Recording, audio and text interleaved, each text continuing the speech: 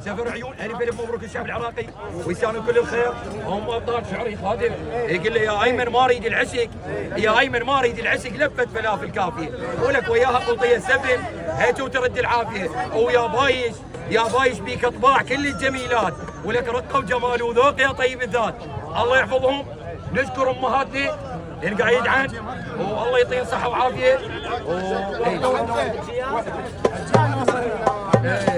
كون العمر يندار، كون العمر يندار لأمر دديره واخذ سنين الضيم وتر الصغيره. الله يحفظ امهاتنا. وهذا الابيض عازيمه